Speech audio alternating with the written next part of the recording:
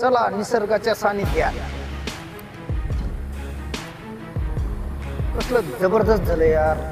वातावरण खूप छान झालेलं आहे. आज सध्या पूर्ण पाऊस वगैरे होऊन गेलेला ना, त्याच्यामुळं आपल्या डोंगरावरती हिरवं झाडे वगैरे त्यांची हिरवळ पाने वगैरे पूर्ण हिरवे झालेले आहेत. ए, तुला माहिती की काय भेटतंय? काय भेटतं दादा? करटुले करटुले. दादा करटुले काय असतं दादा? तुला दाखवतो मी. चल आपल्या मित्रांना पण दाखवू. आणि रानभाजी आवश्यक हवा चला आपण आज बिना मित्रांनो, केमिकलच्या. आमचा मोठा भाऊ राजू शिरसाट आणि आम्ही आपला धबधबा बी दाखव. अजून चालू नाही झाला. रानभाजी आणि करटुले शोधण्यासाठी पाणी. आम्ही जंगलामध्ये आलेलो आहोत.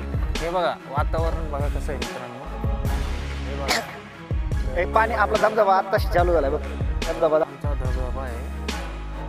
अजून काय पाऊस जबरदस्त वगैरे आहे. झालेला नाही, त्याच्यामुळे धबधबा काय अजून चालू झालेला नाही. हे बघा वातावरण बघा. हा.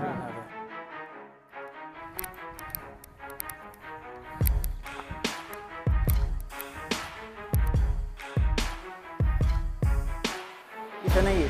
राजू भाऊ काय पडलं इथं? सरड्या होता का? सरड्या होता. इथं नाहीये. चल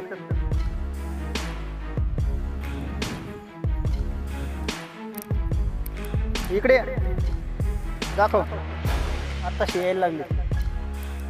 हे बघ. मित्रांनो, हे बघा राजू भाऊ दाखवतो.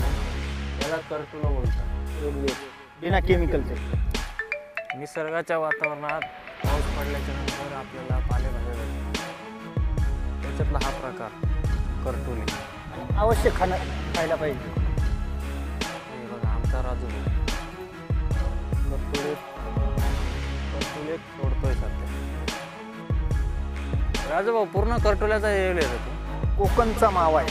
हे बघ ना, पूर्ण बघ ना, छोटे छोटे किती आले बघ ना मस्त. करटुले नाहीत ते. नाही का? हे कशाचे फुलं आहेत हे राजू? वेगळेच. हे करटुले जवेल आहे. राजू भाऊ मी पण नवीन आहे रे, मला पण माहित नाही. मला ते करटुल्यासारखं दिसलं. लय बारकाले तू. आत्ताशी यायला लागली. राजू भाऊ पाऊस चालू झाला की त्या 10 ते 15 दिवस झाले ना, त्याच्यामुळे अजून छोटेच आहेत. कोणतरी येडा मारून गेले.